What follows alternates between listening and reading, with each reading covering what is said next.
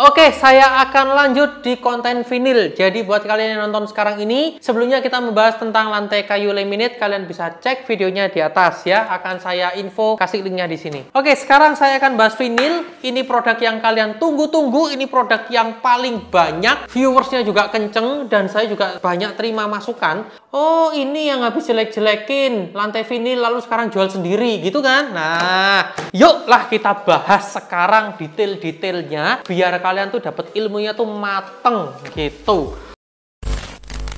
Selamat datang di channel Fake Architect, channel yang belum tentu informatif, belum tentu penting, kalau nggak berguna itu nggak mungkin.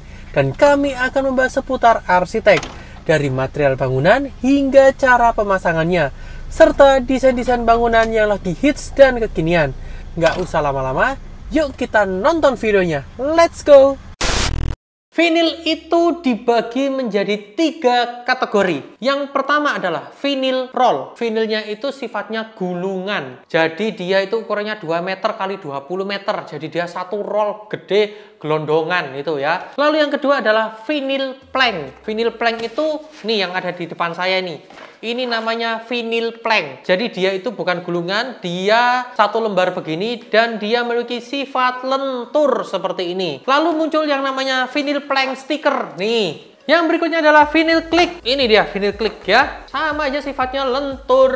Saya akan bahas satu persatu biar kalian tuh dapat ilmunya tuh jangkep. Pertama, vinil roll. Nah, biasanya vinil roll ini itu punya ketebalan di 1,2 mm sampai di 3 mm. Itu tebalnya vinil roll. Vinil roll ini itu banyak sekali grade-nya. Ada yang bisa dipasang di rumah sakit, ada yang bisa dipasang untuk olahraga, lapangan basket, itu semuanya speknya beda-beda. Untuk rumah sakit itu ada grade-nya sendiri karena dia itu antibakteri, tidak mudah terkena noda. Jika terkena bahan-bahan kimia itu juga aman, tidak akan menyerap dan merusak lapisan atasnya. Jadi finishingnya tuh beda-beda semua. Untuk vinil roll sendiri itu ada juga yang untuk olahraga, lapangan olahraga. Nah, tidak semua lantai sintetis itu bisa dipasang untuk area olahraga. Jadi perlu kalian catat juga bahwa seperti laminate SPC, vinil plank itu nggak bisa ditaruh di lapangan olahraga. Kenapa? Karena itu trafficnya terlalu tinggi, lalu itu ada benturan kaki, pakai sepatu, segala macam itu tidak ada anti selipnya. Jadi kalian itu akan mudah capek kalau kalian untuk olahraga di lantai-lantai yang bukan standar untuk lantai olahraga. Itu kenapa vinil roll itu hadir,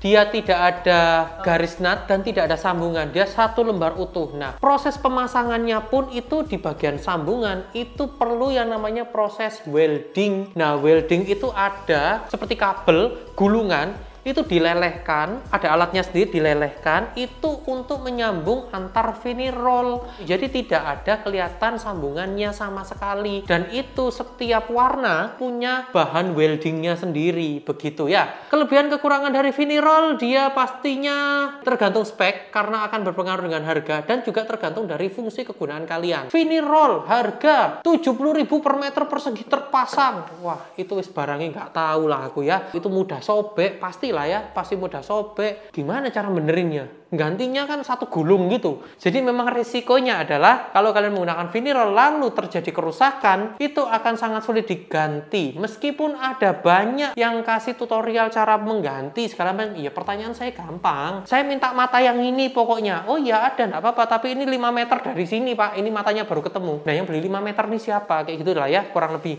Oke, sekarang ke vinil plank. Vinil plank ini adalah vinil yang paling banyak diminati pada tahun 2010 hingga hari ini. Oke, vinil plank itu terbagi menjadi beberapa ketebalan. Jadi ketebalannya itu 1,5 sampai di 4 mili itu ada. Vinil 4 mili yang plank itu jarang banget. Rata-rata paling banyak itu di ketebalan 3 mm. Sekarang saya bahas bahan bakunya. Jadi material vinil ini terbuat dari plastik, karet, sintetis, lalu diolah, dilebur menjadi satu, dijadiin sebuah lembaran, lalu diproses UV coating, dikasih overlayer, segala macamnya itu sudah jadi satu. Ini ada cuplikan mesin-mesinnya. Jadi ini yang bagian bawah yang berwarna hitam, ini adalah lapisan plastik dan karetnya dilebur, lalu ada dekoratif paper dan atasnya ini disebut sebagai wear layer. Wear layer paling banyak digunakan itu di 0,2 mm dan itu warnanya bening transparan, kita nggak bisa tahu. Fungsinya wear layer itu sendiri itu untuk menahan goresan atau menahan benturan. Selain dari itu semua, itu fungsinya untuk kalau kalian ngepel dia tidak terkelupas, warnanya tidak mudah rusak, papernya juga tidak mudah luntur. Nah, itu fungsi dari wear layer. Karena sifat material ini lentur dan tidak ada kliknya, jadi proses pemasangannya menggunakan lem. Itu lem yang dipakai apa Pak untuk vinyl plank? Apakah sama dengan yang vinyl roll tadi? Untuk vinyl plank itu proses pemasangannya menggunakan lem kuning. Sekalian saya bocorin, itu menggunakan lem kuning kijang dari Fox, warnanya hijau. Kalau untuk vinyl roll itu menggunakan lem putih, karena vinyl roll itu kan lembaran besar, jadi ketika dipasang lem putih segala macam itu harus dikeluarkan juga gelembung udaranya. Kita sempat upload semua kok cara pemasangannya. Jadi ini ada yang namanya vinyl roll, yang ini vinyl plank. Nah, itu cara pasangnya. Yuk lanjut ya. sekarang material vinyl plank ini karena persaingannya luar biasa, dari harga yang 200-an, 100 ribuan, sampai 300 ribuan, itu banyak banget. Produk Cina itu nggak mau kalah kan, mereka kepingin nih untuk terus-terusan untuk menang di market untuk material lantai. Nah, mereka ngeluarin yang namanya vinyl stiker. Vinyl stiker ini keluar, kalian itu bisa DIY, bisa bikin sendiri, masang sendiri, kan kalian suka nih renovasi sendiri. Monggo, silahkan gunakan material vinyl stiker, silahkan, sama sekali tidak ada larangan. Yang kita benar-benar kritik adalah jualah produk yang benar, bukan asal-asalan. Ada yang nggak beres, ada yang materialnya bukan vinil tapi penjualnya ngomong ini vinil, ada juga yang berlayernya nggak jelas, ada yang itu materialnya tuh tebelnya juga nggak jelas, ada yang datang itu materialnya tuh gampang patah, ada yang aduh macam-macam. Ada yang ngirimnya di toko-toko. Ada yang ngirimnya di toko-toko. Ini seperti ini vinil apa-apa ini. Aduh, pingin nangis guys. Kita nggak ngelarang kok kalian tuh mau pakai vinyl stiker, karena vinyl stiker ini barangnya banyak yang nggak bener. Kita nih riset dan kita nih cari loh produsen yang bener, importir yang bener, biar kalian tuh nggak ketipu. Dan kalau kalian tuh takut packagingnya tuh nggak bener, kita fake architect ini jualan sendiri. Malah curhat saya.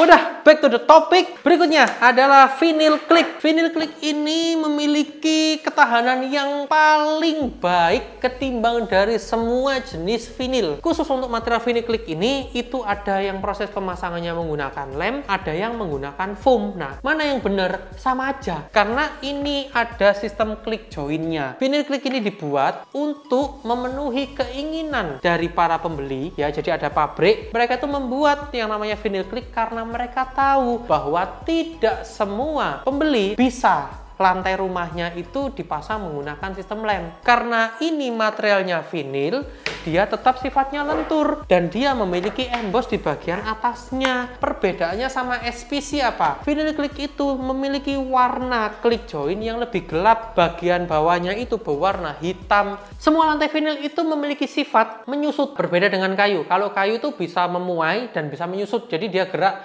naik turun. Nah, sedangkan untuk lantai vinil, mereka sifatnya itu menyusut. Untuk material lantai vinil click, jika materialnya tidak baik, click jointnya akan mudah lepas karena kan menyusut tuh, akhirnya mudah renggang. Nah, biasanya sama beberapa teknisi pemasangan di area pinggir-pinggir dekat click jointnya itu diberikan lem, tidak dilem secara full begitu. Sekarang resiko dari vinyl click. Resikonya yang pertama, yang pasti harganya itu mahal karena material ini terbuat dari material vinil, mahal. Kedua, dia bisa menyusut, jadi harus diimbangi dengan proses pemasangan yang baik dan benar. Ketiga, untuk semua jenis lantai vinil, jika dipasang di area yang masih acian halus akan tampak bergelombang.